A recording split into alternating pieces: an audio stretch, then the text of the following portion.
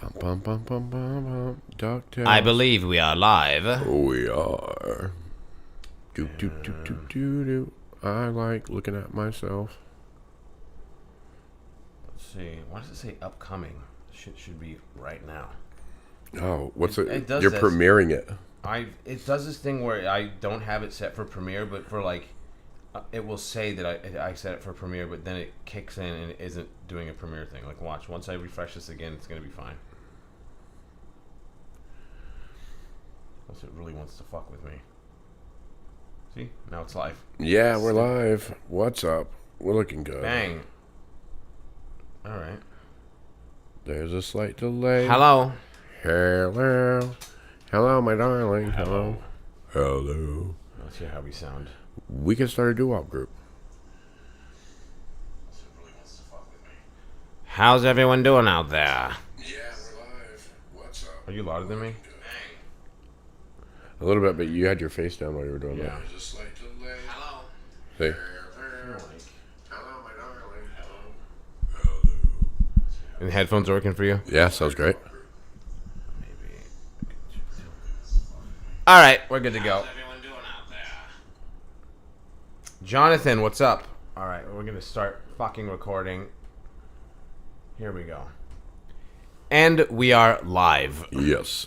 on YouTube and on Audacity in the studio, aka my apartment. Rob Maebe is here. I didn't give you a good intro, so I recorded the intro to this, and I was just like, yeah, Rob Maebe's here. Make some noise for Rob Maebe. I didn't even mention that you're a stand-up, that I've known you for 20 fucking years. Yeah. 12, whatever the hell it's been. Same thing. Same difference. So, I love that we're streaming live to YouTube and we're also recording on Audacity. So we got some 2024 and some 2006 all mixed together. 100%. Dude, Audacity was like the thing to do. Because you did music for a little bit, right? Yeah.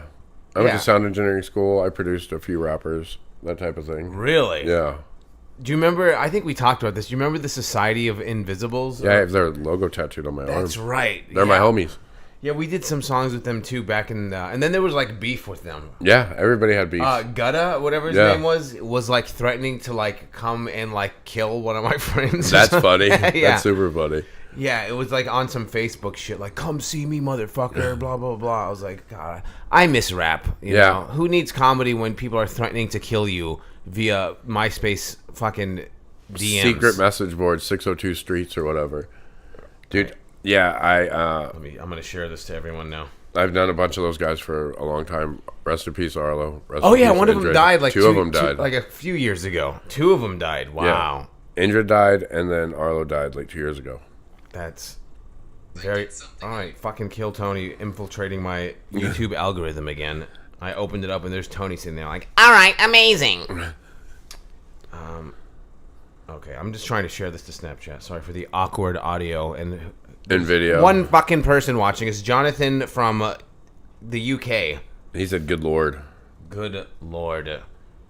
Okay, I hope I don't get a strike against my channel for having Tony's voice there for a second. Here we go. And then I share. Oh yeah, we're up to 2 people now. Yeah, we're killing it.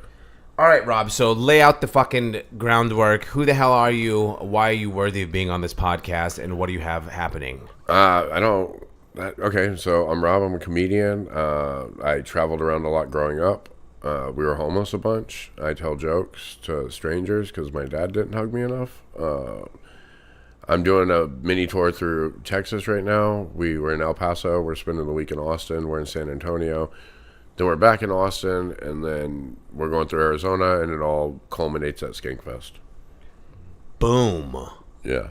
And you started at the Hidden House, I believe. Yeah, Phoenix, Arizona, 2013. May That 8th. room was fucking insane. Yeah, so the very first time I ever got on stage there, some lady was being loud, and I told her to shut the fuck up, and then her boyfriend tried to murder me, or I thought he was going to. He came Yeah. up, and he was like, that was my girl you were talking to, and he was like, let me buy you a beer. And he was just Wow. happy that I called her a cunt, I think. Oh, can we say that on YouTube? Fuck it, we'll say whatever the hell we want. I mean, you're good. Yeah, so Hidden House changed to like 3 different things. Yeah, it was a barbecue restaurant for a while, and then a lawyer's office.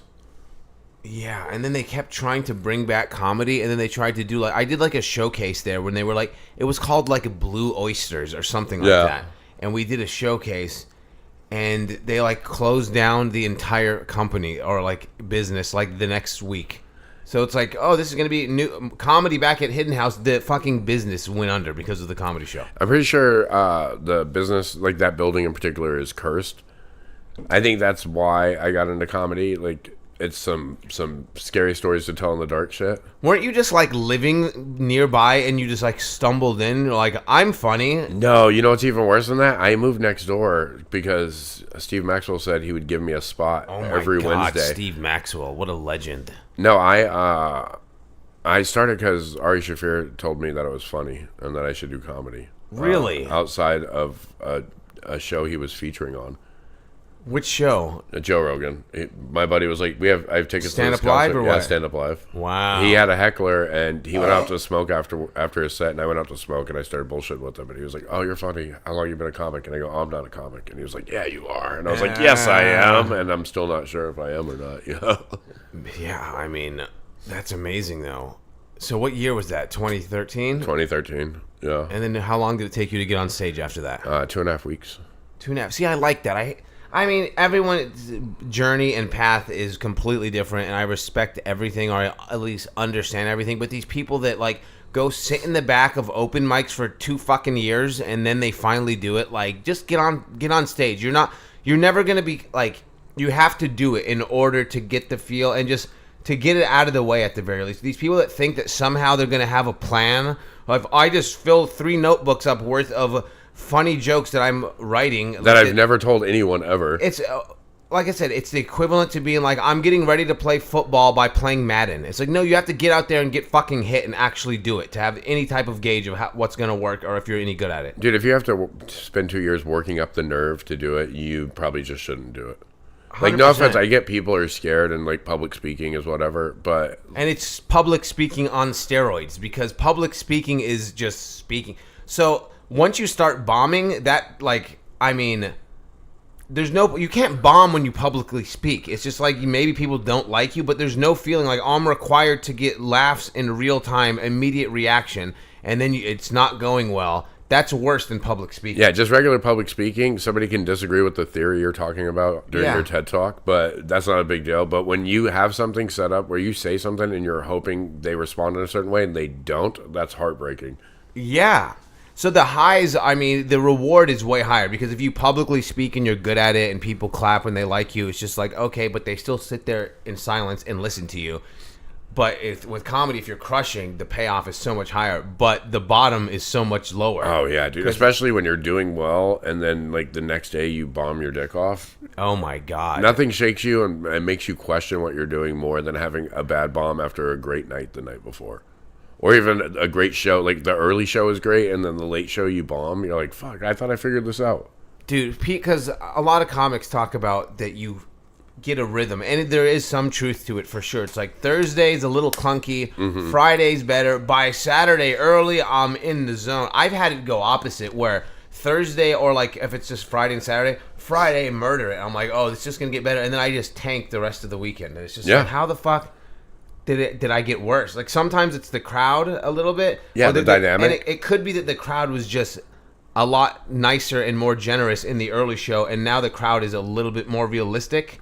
Because it's not like you got that much unfunnier or something. Like, it's the Saturday late night show too. Sometimes they just show up hammered. Oh yeah, you know. And then you gotta if you do stories or anything, you gotta cut those short because they can't pay attention. Right. You know what I've learned a little bit, and it's kind of from Kill Tony, because you have to do a minute, which is a super unrealistic, crazy way to be like, here's how funny I am, and I'm able to do stand up. But it also makes you edit. So I've been on it, several times, and I've also been prepared to be on it by signing up. Sometimes I'll cut jokes down and like time it out. Like, I'll do like a mic, and I'll be like, oh, if I end up getting on Kill Tony, I'm gonna do this joke, and it kind of kills. And then before I know it, that's the new version of the joke. Yeah, you've edited all the fat like, out. I can kill with this in 56 seconds when I was making it a 2.5 minute story before, which is still fun to let it breathe that way, but it's not necessary. Yeah. So now the real joke is like a minute 10 when it used to be over 2 minutes, and it's a better joke now. Yeah, and it kind of teaches you like, oh, I thought I had 45, but really I have 31. 100%, yeah. And I feel like if you're doing like a true 45, like you should hit him with every aspect of yourself. So it's just like hit him with polished, good material, but also sprinkle in a little bit of riffing and a little bit of engagement. I'm not saying to go up there and Matt Rife it and just do like 25 minutes of just forced crowd work or anything. Yeah. But if something happens and you talk to them a little bit, or like you just ask them a couple of questions, I feel like if you're doing 45 minutes, 30 of jokes, 10 of like fucking with them. Yeah. And 5 of like whatever. Dude, I just worked with Irene too. And I don't know if this was her plan, but it looked like she had them light her 15 minutes early so she could just do crowd work for like 15 minutes. Really? And then she ended on a solid joke. But like, I asked her, I said, I felt like you got your light a little early. And she goes, yeah, I have them light me at like 35. But she was still up there for another like 25 minutes. Yeah. I mean, some people are they're fucking masters at it. Yeah. Just talking, and it's easier. So if you're good at crowd work, so it can go either way. If you're good at crowd work, that is way easier than writing a joke. But if you're good at writing jokes and you're weak at crowd work, it's the opposite. Oh, yeah, 100%. It's like I got all these bangers of jokes that are fucking just polished and pristine. I know how to tell them, and I know them in my sleep. God, it sounds scary as fuck just going up there and trying to do 20 minutes off the top of my head and be entertaining. You know what I mean? Yeah. And then people with good crowd work sometimes are like, fuck, doing jokes is harder than that. Yeah, dude, I know guys with like amazing crowd work that refuse to do jokes because they're like, well, they're not solid enough. Right. I think the thing now is like, so far not here since I've been visiting, but in a lot of like clubs, the crowd comes in expecting it now. Of course, it's reels culture because people don't want to burn their act and their solid jokes. So what they do is they fish for it. Yeah. So instead of like organically, you're great at crowd work or riffing, and something wild happens and you say something, now they try to force that to the point where people put plants in the fucking audience, you know, like, which is a whole different conversation. But now audiences with TikTok and Instagram, they're ready to talk and they want to be a part of the show now. Dude, I had a girl in the front row like start waving at me halfway through my set, and I was like, what's going on? Why are you waving at me? And she was like, oh, I was just letting you know that whenever you're ready, I'm ready to talk. And I was like, yeah, and I was like, oh yeah, okay, I guess we're talking then. And I just started crowd working her because I was like, fuck it, we're in here, let's do it. The chat is kind of popping off. Anthony Jeselnik is king of less words, more jokes. Yeah, he writes really tight jokes. He also has a different style too. Yeah, which is great. I mean, there's so many, like, there's storytellers, there's fucking, you know, kind of stories, but with more punchiness to it and stuff. But he's more like a jokesmith. Oh yeah, he's a setup punch, like, misdirect guy for sure. But whoever said that, I'm sure you're a big fan. You don't start to go like, okay, well, I see where this is going after. Like, nothing to say against Jeselnik. I love the dude. I think he's incredible. But watching an hour of him do that, eventually I get it. Like, oh, you're talking about your sister, so really it's going to be about your brother, you know, or something. Yeah, you know? Yeah. Dude, I've noticed that there's I know, like, Jeselnik is one of the best joke writers. I actually performed with him at Doug Stanhope's house in like 2017, and he was super cool, but he was like doing this thing where he was like fake condescendingly, like, you guys are so lucky that I was like, this next guy has the honor of me bringing him on stage. Like, and so it was fucking funny. But one thing I've noticed when I watch, like, I don't really watch specials a lot, but even live, I can, even if it's not necessarily hack or a stolen joke, I know what the punchline is going to be. Yeah, that just comes with experience. I mean, it almost makes watching stand-up like not as fun. Yeah, I've done it so many times. Like, lately, it's been happening. I was like, oh, and then it was his mom.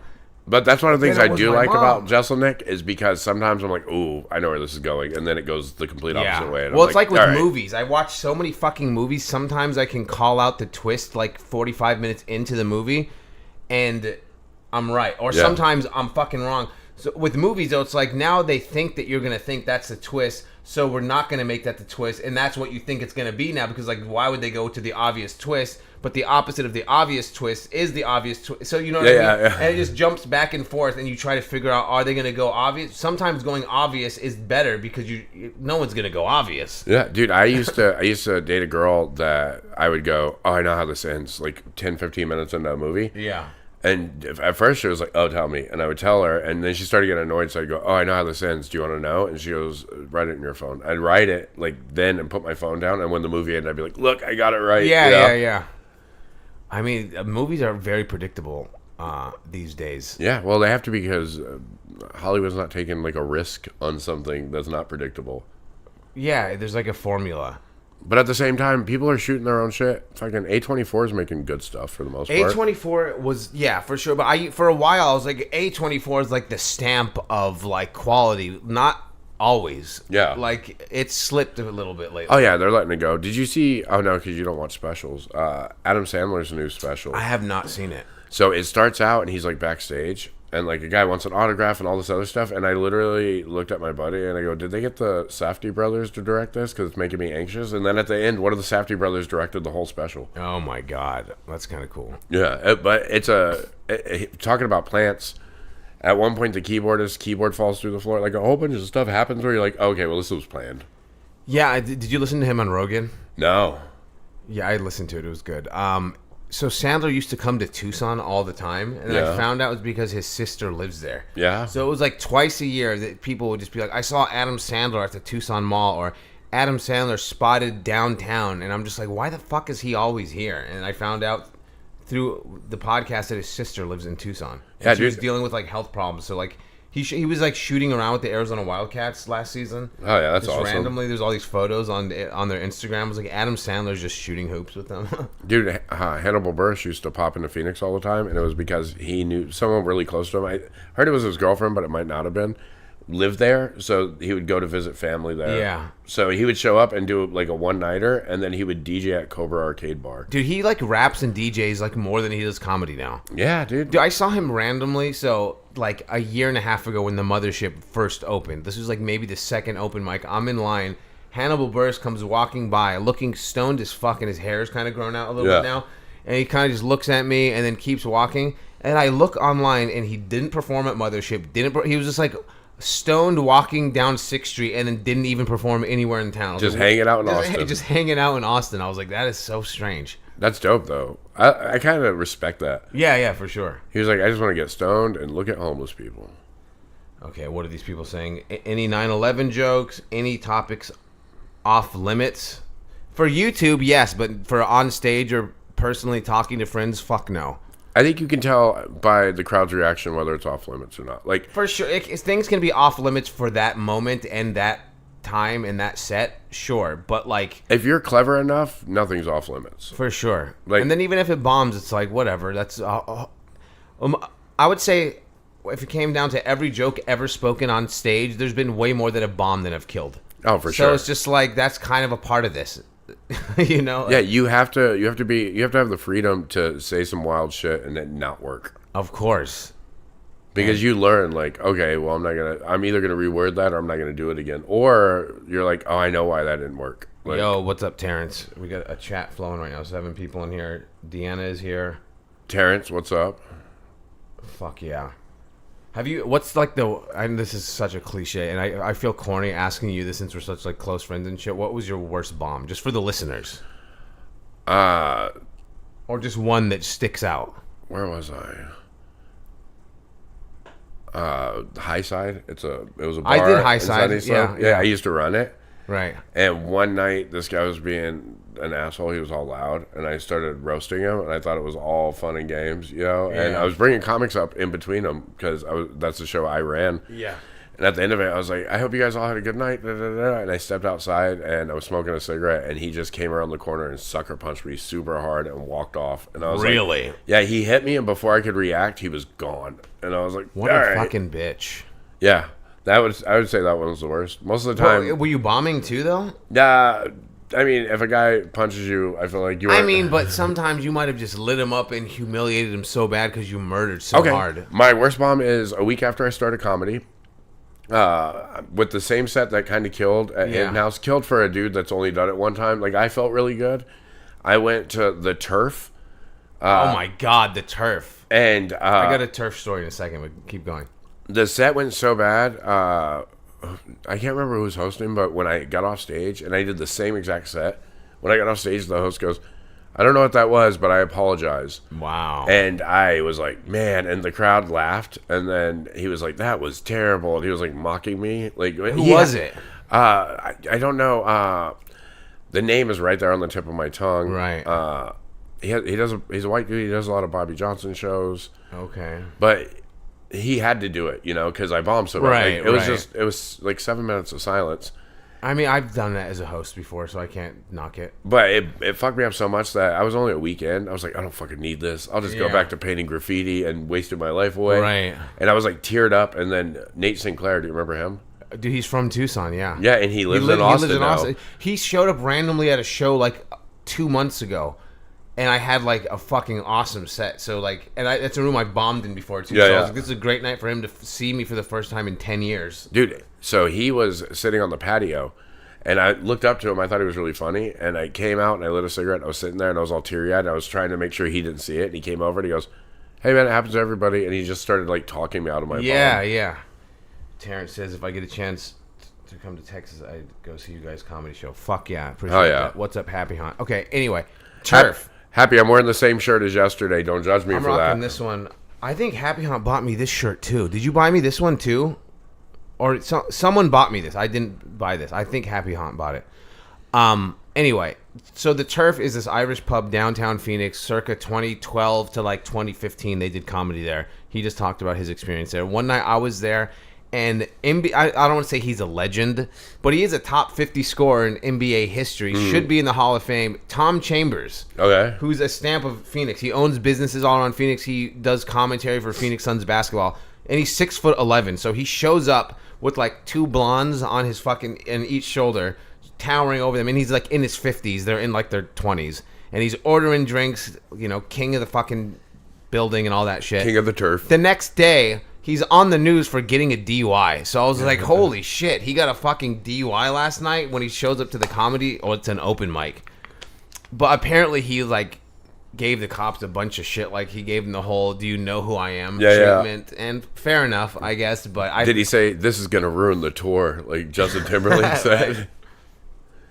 Dude, have you ever had any run-ins with any WNBA players? Yeah, I know. I tell that. I still tell that fucking joke. Have you ever told it on this podcast, the story? Well, I mean, so clearly the joke, I lie at the very end. Yeah. But so you guys, I was on stage bombing at Stand Up Live, and they have a connected bar, pub, restaurant thing called It's like a Copper nightclub Blues. almost. Exactly. And there's a chain of them connected to various Tempe, not Tempe, different improvs in Tempe Improv had one too for a while. It did. So I'm on stage bombing, and it's WNBA All-Star Game weekend. And I'm just like eating shit. So I was like, all right, let's talk about sports, because clearly it's a sports weekend. And I continued to bomb. And I was like, yeah, makes sense. A city that doesn't care about sports would have like the worst sport ever. Yeah, let's just have the WNBA All-Star Game here in a city that doesn't give a fuck about sports. That's perfect logic. I'm not making this up. Brittany Griner was there. Yeah. So this is way before the Russia shit. This is like 2015. Something like that. Yeah, it was around 2015. And Stephanie Dawson was there, who I used to like have a crush on. She's a 6'5" WNBA player. I still follow her on Instagram. And I just tanked, and they're like, they didn't really boo, but I just saw them all fucking staring at me as I'm shitting on I didn't know they were in the fucking room. Washington Mystics and Phoenix Mercury players were there, as I'm just like, no one watches the WNBA. Yeah, you're like, nobody cares about this sport, and da-da-da, and they're all sitting there going, fuck you. And they're all so much bigger than me, too. I was like, Yeah. So I do some dumb story about how they like fucking corner me in the bathroom, and I was like, "You ever been terrified with a boner? Being scared stiff has a new meaning now, and all this dumb shit." But What's that chick? Stephanie Dawson. Yeah, Dawson. Oh, Dawson. And of course, she's a lesbian. They all are. Yeah, I was gonna say, what is she posts photos with her wife and shit. Her wife is like some other tall ass black. Like Stephanie Dawson is white. Her like wife is black. Yeah. So you don't have to put it in quotes. It's her wife, but like I know. she's retired now, right? I don't know if they're actually married though, but Okay, she's retired. no, she still plays. She's like 35, maybe. Still plays. Yeah. What Home Depot is she gonna work at afterwards? Right.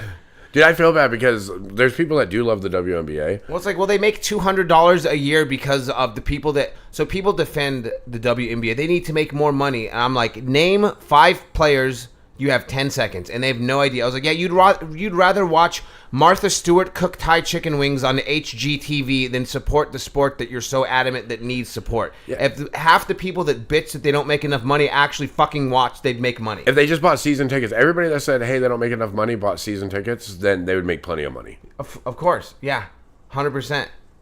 And you can get them early when they're cheaper because nobody's going.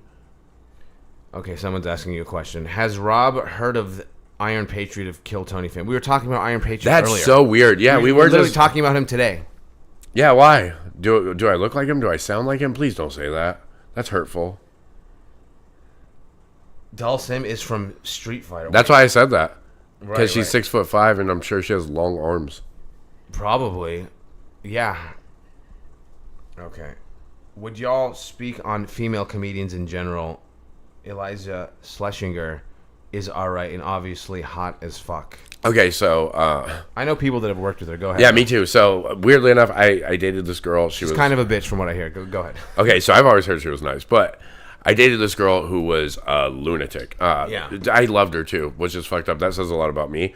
But one night, I knew she got jealous very easy, and she was like, is there any celebrities that you have a crush on? And I'm like, no, nobody. And she's like, you don't find anybody hot? I go, no. She goes, not even comedians. I go, no, dude, just you. You're the only person that's Oh my I've God. ever... Because I didn't want to start a fight. I knew it was going to be a fight. And Of she goes, course. She goes, I won't get mad. Just be honest with me. Is there anybody? I go, I guess Eliza's pretty cute. And she goes, your friend opens for her all the time. You guys could actually hang out. And she flips out, kicks me Oh out of my her apartment. God. I don't talk to her for like 4 days. So eventually she calls me up and she goes, hey, I'm sorry. I overreacted. I go, cool. She goes, can you come over? I want to watch a movie. I'm like, all right. So we come over. She picks the movie. It's this movie with Mark Wahlberg where he adopts a bunch of kids. Tom Segura's in it. He's got like a bit part in it. Yeah, I think I've heard of it. There's a scene where in the middle, because they're like foster parents and they're learning to be, they have to take a class. Eliza stands up and she has a question. She literally has one line in the movie. This girl looks at me and she goes, you piece of shit. And she storms out. She picked the movie. That's my Eliza experience. Like, Oh my God. That it made me realize this girl was crazy. So next time our friend opens for Eliza, I'm going to be like, hey, can you just tell her thank you for me? Yeah. But I think there's great female comics. Dude, here's the reason why people think female comics aren't funny.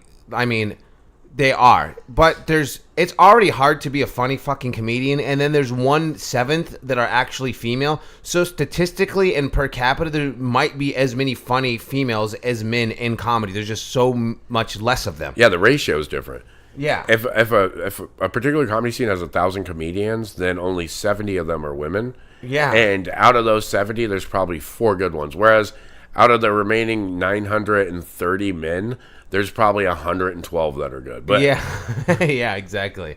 So I heard that she kicked a comedian out of the green room, and I don't know if I should say his name. He's not the most credible comic who's had a real bad reputation with kind of having a mental health meltdown on Facebook over the last few years. You know what I'm talking Paul about? Goebel? No. I don't want to say his name because it's mean. Okay. Short guy, Mexican. Oh, Gay. yeah. Gay? Yeah. You You know? didn't have to say gay. I knew who you were talking about. Yeah. Yeah.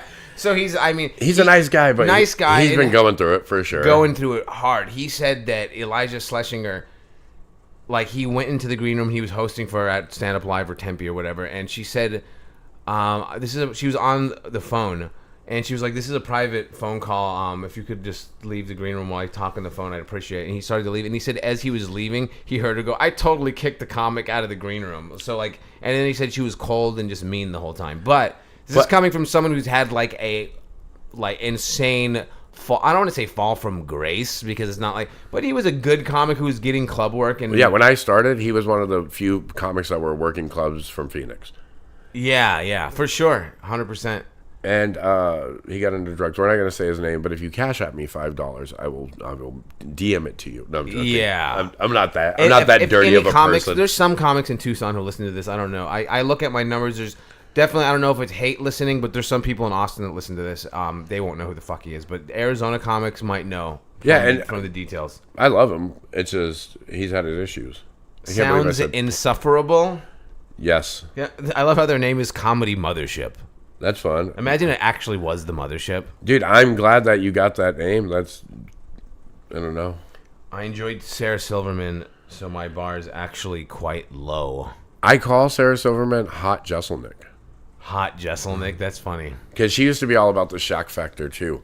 But I like her, and I like her. Her TV show is good, and her acting's good. That show was good. What was it called again? Sarah Silverman show. Okay. I know it's hard to remember. Right. Wow. I who would have thought it was that? Like, But, yeah, there's a bunch of fucking... Maria Bamford's a legend. I've met Marie Bamford at Stand Up Scottsdale, fucking circa 2013. I don't know if we should barrel into Stand Up Scottsdale stories, but that Oh, my God. Dude, I love stand-up Scottsdale and hated it just as much. It was a lunatics asylum ran by lunatics, but also it was the only place where I felt like I was at home for the first 6 years I did comedy. 100%. It was the best hangout Yeah. for comics. Even though the owner was a fucking lunatic who didn't respect any of the open micers and just had some weird gauge of... looking back, he wasn't entirely wrong. Yeah, no, he was. But the way he went about it was wrong. Dude, one of my favorite stories, and not to get this turned into us just shitting on people, but me and Howard have a long storied relationship where now we... Howard Hughes is who we're talking about, by the way. Former owner of Stand Up Scottsdale, circa 2012 to 2015, maybe. 16, I think. 16 is no, when it was I think it was. Hold on, no, it was still going in. No, maybe it was 2016, 2017. Anyways, been on Bar Rescue a couple times.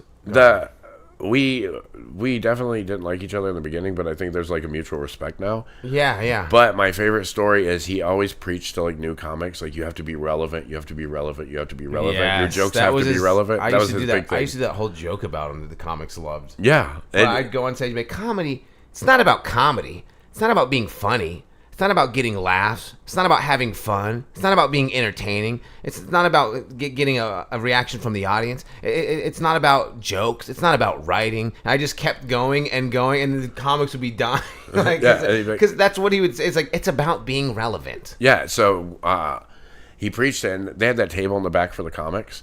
One night he's doing this. Remember there was a shooter on I-10 that would shoot people? Yes, the I-10 shooter. Yes, Yeah. that was a big Oh, thing. you remember that, but you couldn't remember the Sarah Silverman show. Right. But he'd been doing a joke about it for a while. But the I-10 shooter was caught. And this guy goes, Yeah. he got caught 3 weeks ago. And Howard goes, what are you saying? And the guy goes, that joke's not relevant anymore. And all the comics jumped up and cheered That's Howard had just won the Super hilarious. Bowl. And that made me laugh. But he's come a long way since the club closed.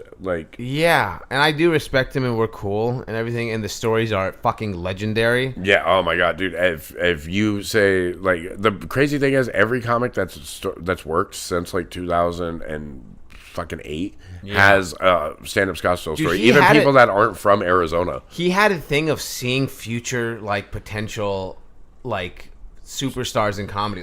He would book Andrew Schultz. That's the first time I saw Schultz was Tom there. Segura. There's several, and I'm talking back in 2012, before they really popped. They were just headliners that made $1,000 a weekend, and they would show up to Stand Up Scottsdale, and he would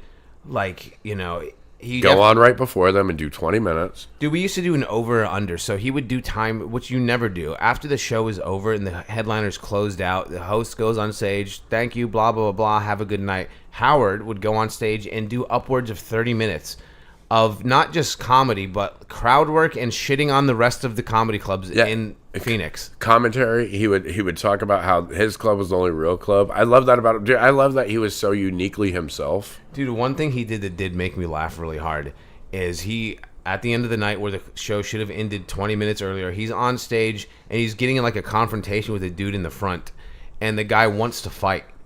And the dude literally stands up and goes, let's take this outside, and takes his shirt off and goes outside. And then Howard goes, quick, close the door, lock him out. And someone goes and closes the door, and that made me fucking laugh. I was like, that was pretty fucking funny. Dude, who was it? Was it Chris Cole?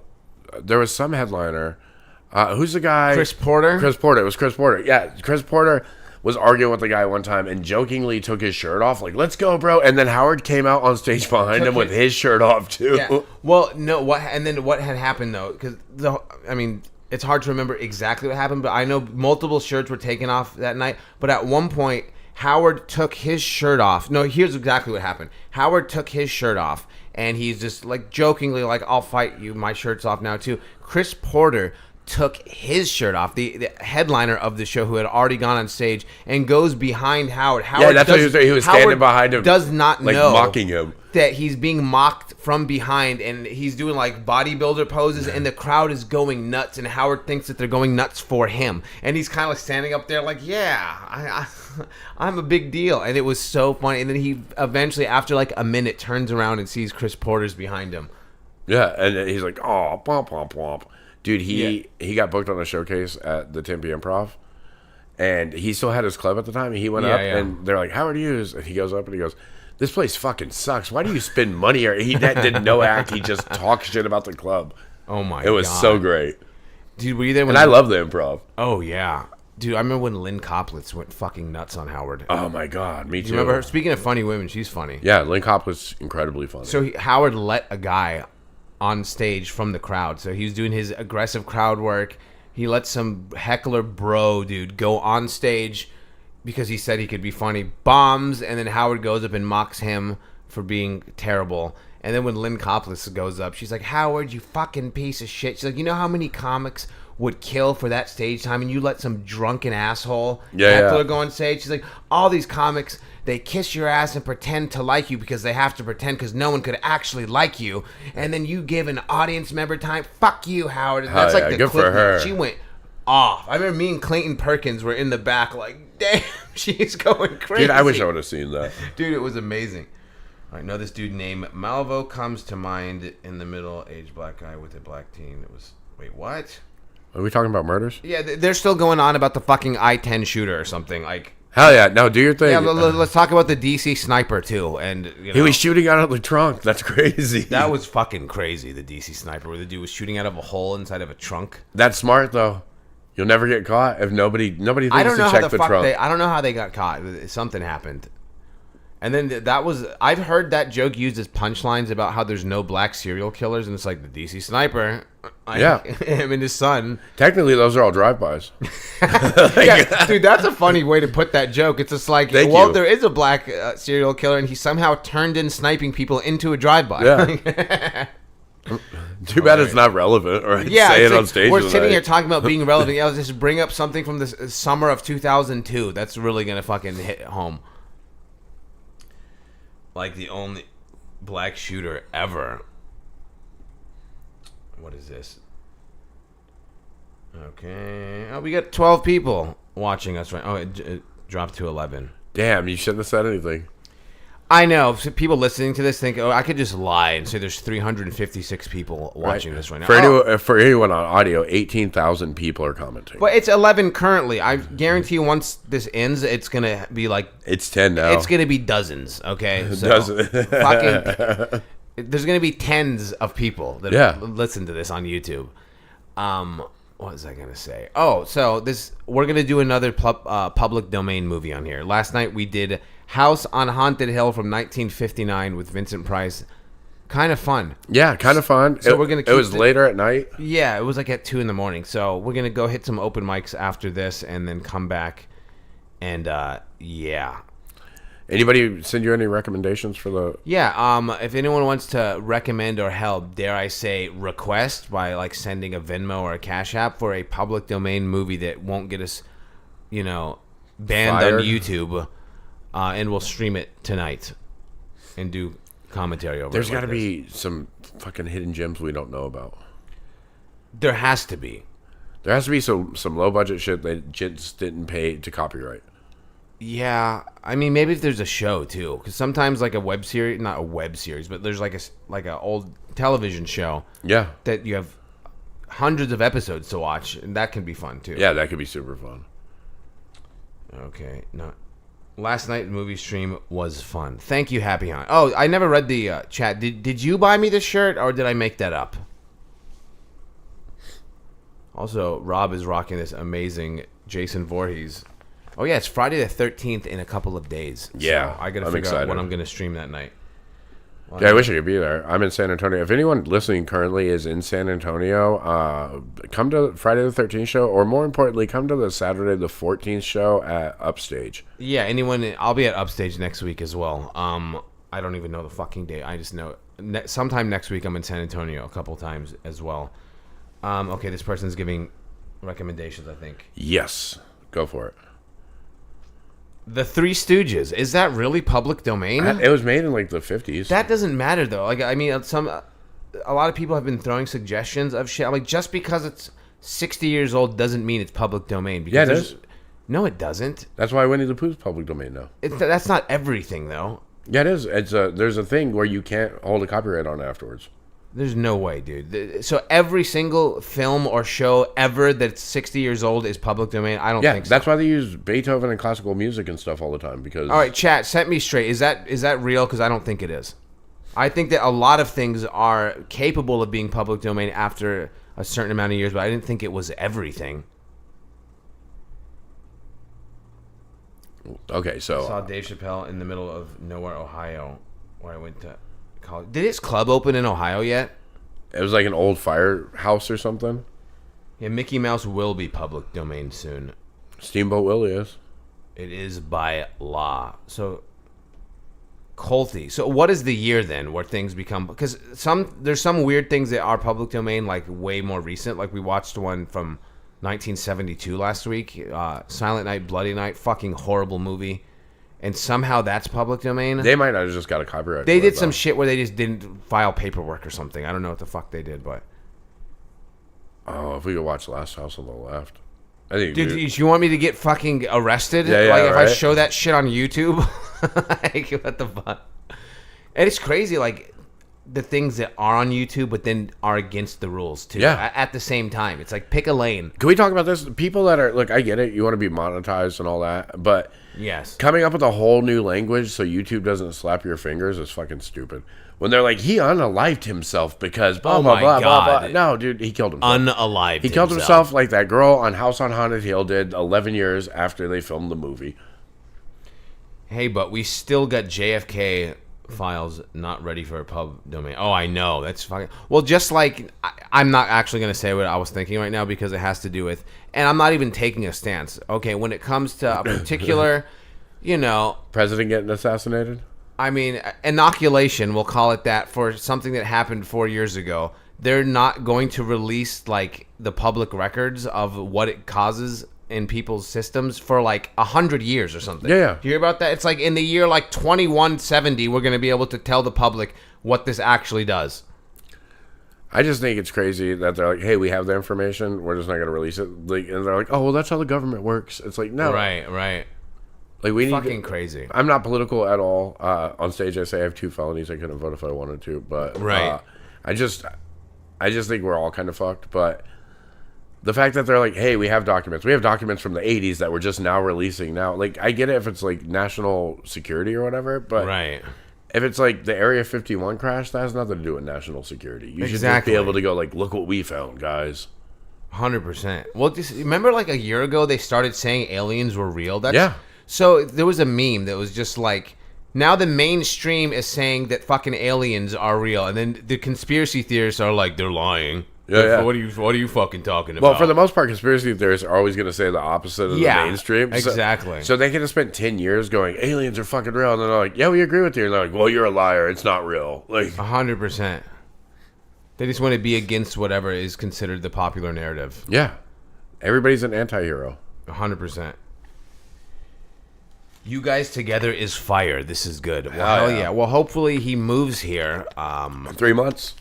In 3 months. Fuck yeah. So I've talked about it, and I don't give a fuck who gets mad anymore. It is what it is. And I say if you're a young comic and you want to get on stage, have at it, have fun. But personally, I would say figure it out in another city for a while before you come to Austin. Because Like Phoenix. Phoenix has an amazing scene. Phoenix has a great scene. And you know what? If you have the money and you have the drive, prove me the fuck wrong and come out here and blow up. That would be fantastic. But statistically, in a majority of what's going to happen on average, you're going to be out here, and after like 6 months, you're going to want to fucking shoot yourself in the head in a Dairy Queen fucking drive-thru because it is tough as balls. Even if you're good and established in Austin, it is fucking cutthroat and hard to like really do things. Yeah, the level of competition is crazy. If you just want to embrace doing shit open mics for like the next few years and you really are understanding of the process, then that's great. But a lot of people with the whole Kill Tony sphere, the mothership, and the internet being a new stepping stone of becoming popular, people move out here with real unrealistic. Like it's hard to get good at comedy, let alone become like, because there's a lot of good people who aren't successful. Yeah, So it's hard to get good at comedy in a scene that has like open mics with crowds. Oh, my and from God, what I've yeah. seen here in Austin, the open mics are all comics, which is even harder because you can't get a good response on them. Right. And those people that are doing all comic open mics are normally not booking shows with crowds most of the time. Like 100%. nobody's sitting in the crowd going, "I can't wait to go up." Also, I'm scouting for talent. You know? Right. And there's some okay open mics. Like, I still dabble with them for sure. Like, I'll never be above open mics. Oh, me either. I still feel like it's the best way to write.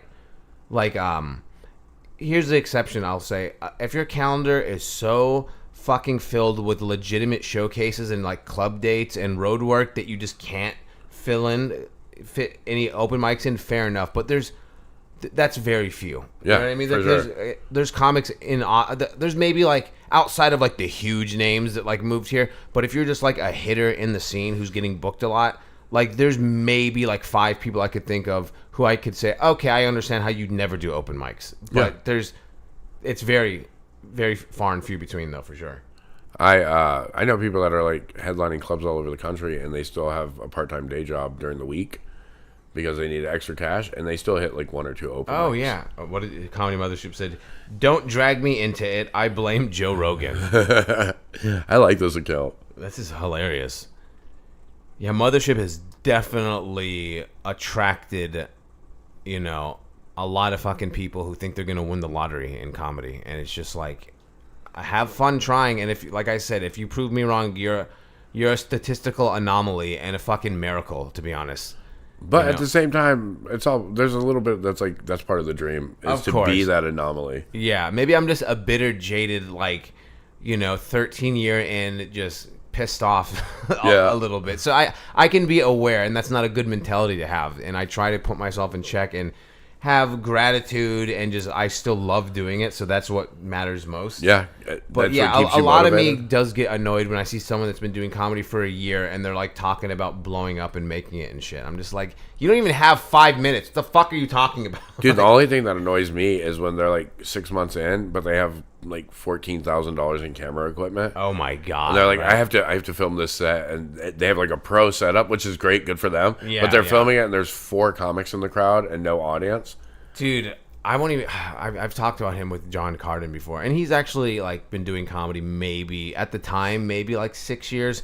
He wanted to film a comedy special as a host at Laughs. Oh, yeah. And he had like 3 or 4 cameras, and the headliner got so fucking mad because at one point he walked into the camera and like knocked it over and grabbed it, and he's just like, why the fuck are there 4 cameras here? Like, you think this is Comedy Central? You're fucking hosting, bro. And he flipped out on him. It was fucking hilarious.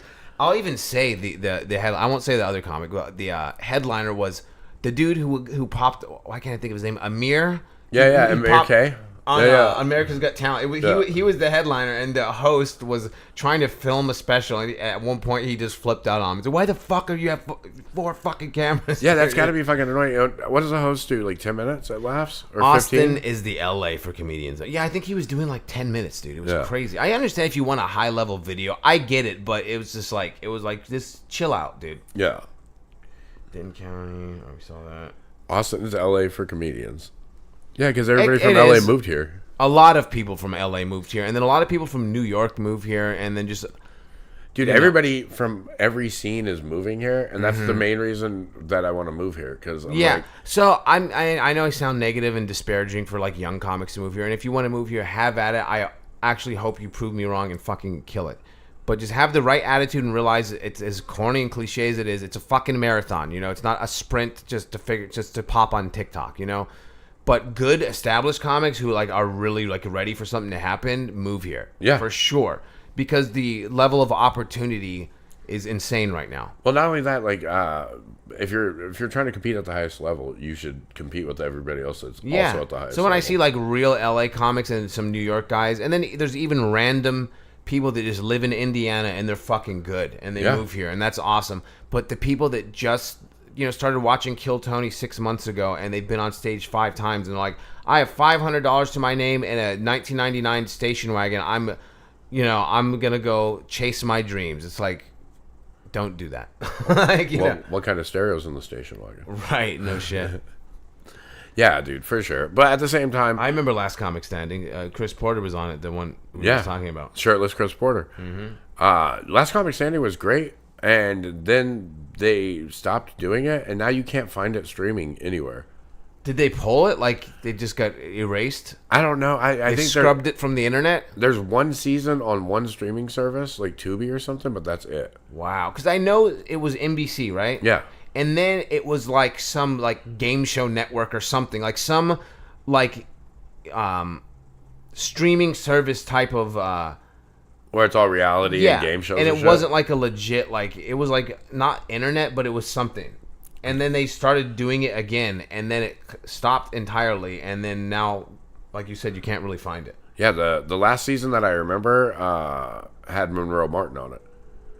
And I love that dude. He's so fucking funny. I honestly don't know how or why Kill Tony is doing numbers. The people like Trainwrecks. I know why. I get it. It's a very entertaining show, and Oh, hell yeah. As a comic, I have my opinions of what it, Plus, it's the same reason AGT does so good and stuff like that, because Yeah. certain people have incredible stories they get played out. That's what Kill Tony's trending towards now, and especially if they get a Netflix deal, it's going to be more backstory driven, where people that have had a tough life or are looking for a break have their fucking dreams come true. Yeah, I know people that Kill Tony changed their lives. And, Of course, yeah. Yeah, and good for them. Yeah, 100%, yeah. And there's a part of I just us- don't like the delusion that attracts from just people that have never really done comedy and they think they're gonna go. I was like, you're just getting in the way of other people that are like that deserve the exposure more. And that's a weird word to use, deserve. But yeah, if you've been doing comedy, for even just a few years and you're working hard and you have a funny fucking minute and you drove here from Kansas City and you have a chance to crush, and then some person that's never done comedy before signed up on a signs whim.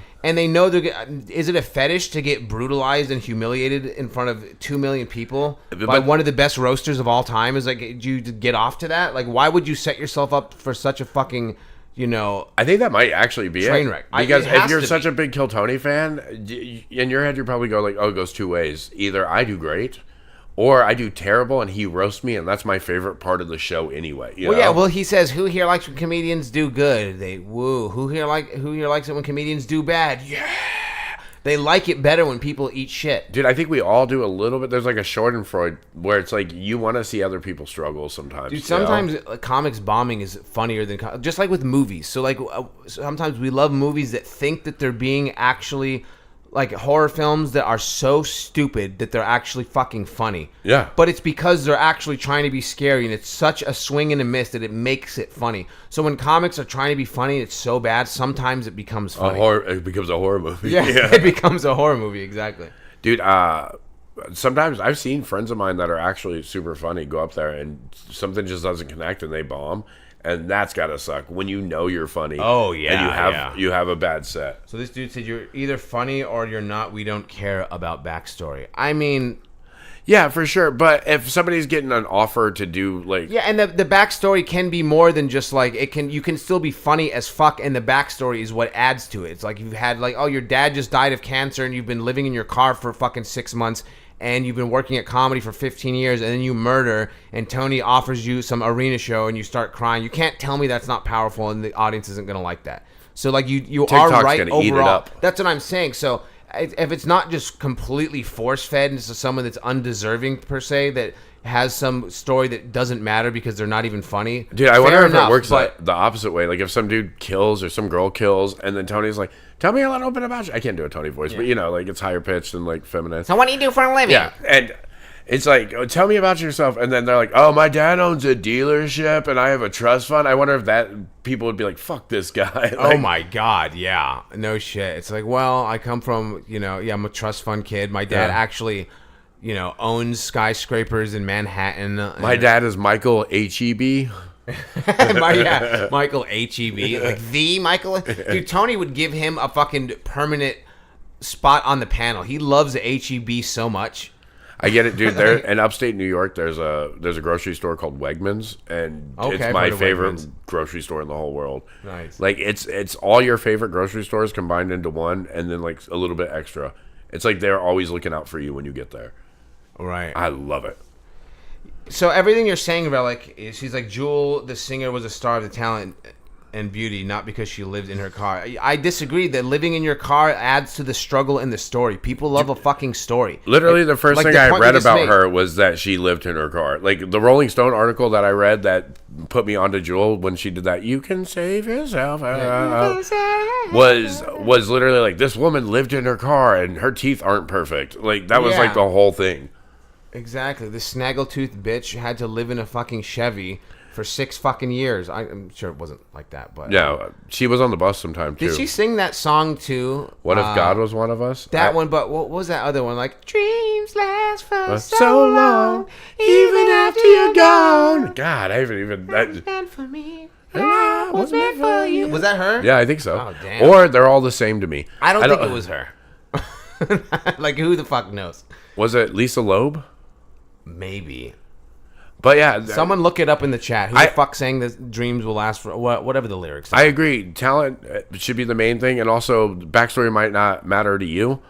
But Diamonds are made under pressure. People are no different. exactly. So that's backstory. The backstory fucking matters. I'm telling you. Like talent and ability and being funny, of course, that matters the most, and it should. Just like when someone has struggled or they have an ailment and they're actually not funny and they get propelled to the top because of that. Fine, life isn't fair, but it's the story that propelled. So if you're funny with the story, it's always gonna win. Yeah, you're unstoppable. Yeah, exactly. I might 100%. cut one of my own hands off just to further my career. Yeah. It'll probably be the one without the tattoo, since I already. Yeah, I mean, what does the tattoo say? It says no kings. I thought it was Cottonmouth Kings for a second. No, dog. I'm not that bad. Like, Oh my god. So you used to go to Gathering of the Juggalos. yeah, Were when you I a was younger. juggalo? Yeah, kinda. See, like All my friends were juggalos, and Yeah. one of my friends was the tour manager for one of the rap groups signed to the record label. So they were like, "You want to go to the Gathering?" And I was like, "Fuck yeah! Why would I not want to?" I was like a 21-year-old. I was like, "Oh, a place where you could just do drugs and hang out all weekend." Like, I'm in. right. It was fun. We're gonna try to go next year. I've talked about it in the past couple episodes. We're gonna try to go next year and set up a night where we can do comedy. But the more I think about it, it could be difficult because it's the 25th annual one, and they're trying to have like the most blowout, insane, crazy gathering ever. Where it's called, they're not even calling it Gathering of the Juggalos. They're calling it Gathering of the Legends. Really? Something like that. I went to the third and the fourth one. So Hell yeah. the 25th one, I don't know, dude. I looked at the lineup this year or for the last one, and it's really gone downhill, kind of. Bro, yeah, dude, I went on Wikipedia and they provide every single lineup of every gathering ever. Dude, back in like 2008, they hit that's where they hit their peak. Yeah. So it was a combination of like great underground rappers that we love, but then it was just like Juvenile, Busta Rhymes, Ice Cube, DMX. Yeah. I don't know if DMX, but it was like literally fucking like really good mainstream rappers with like the best underground horrorcore rappers, and then just random shit thrown in. I was like, that must have been fucking insane. Now it's like ICP and then a bunch of really low level horrorcore groups where Exactly. it's like Steve the Schizo, and you're like, I know that dude works at Whataburger. I know that guy. Yeah, oh my! It's like that guy works at Guitar Center and Yeah, tries yeah. to fucking sell me his demo every time I go in there. I love. There's a certain love I have for like horrorcore music when it's like you do these music videos, you just have like white contacts in, and you're like, Oh my you're like God. I'm And a your voice crazy, is always like this. yeah, You gotta I'm a get around- crazy person sleeping I'm a in the crazy- night, and then like acting insane. he'll post pictures. Like one of those guys will post pictures on their Instagram. It's like took my daughter to the zoo today. And it's like Yeah, okay, he's like man. a regular Yeah, dad. yeah. And a good dad at that. Right. That was funny. The contrast between, because I would say the average juggalo or gathering attendee was like Gather low. 40. Yeah. So it's just like, yeah. I mean, I don't feel like they're making a lot of new fans, No, but they're their not. old fan base stays hard. So some for the most part. some juggalos get their shit together. They become a real adult. Some are, 39 years old, huffing nitrous oxide naked in a tent, and they have $17 to their name. Other people like own a business, they're 42 and they show up because it's nostalgic and they kind of behave themselves and they go back to being a father. Yeah, they just smoke a little bit of weed and maybe look at some nakedness, and then they're like, "Oh, I got to get Timmy to soccer practice." Okay, this guy's dropping the knowledge. Soccer practice. Let me put y'all onto the underground. Humble Among, Cheese House, Will Gates, Clockwork. So since I came This is a Mad Lib? in the Gloom unit. Gloom unit. I got a bunch of merchandise for placing third in the talent show, and they sent it to me, and I got it the other day, and it's like a Clockwork shirt and all these stickers and shit. Yeah. I don't even know. I've heard the name Clockwork. I don't know if I've listened to them before. See, but I think I'm from a different generation than this guy, because like the underground back then was like McNasty and Q Strange, Bobby Knight, Society of Invisibles, yeah. Prozac, stuff like that. Yeah. I remember Prozac. I think he's still signed to Tech Nine's record label. He leads the Juggalodium. Humble Among is a YouTube artist. Juggalodium? I used to be so into fucking... Is that Nickelodeon for Juggalos? Like... It's Yeah, I started off as a rapper, and that's what got me into stand-up. I've told the story a million times. We started up... So it's weird, because I started comedy because of Joe Rogan's podcast, but because we were rappers who liked the Joe Rogan experience when it was new. Yeah. When it was in a kitchen? Yeah, so we started our own Ustream podcast, and then people kept telling me I was funny and to try stand-up, and I was like, all right, I'm trying to be a rapper for a living. You're like, I love being on stage. Started doing open mics, and I'm like, oh, I'm addicted to comedy, and then kind of just phased out of rapping. So when I was 16, I would produce local rappers in Phoenix, and I ran a recording studio out of my apartment. And then I went to sound engineering school and spent a ton of money, and they were like, you have no creative input. And I was like, cool, I'm never going to do this again. Right, dude. Yeah.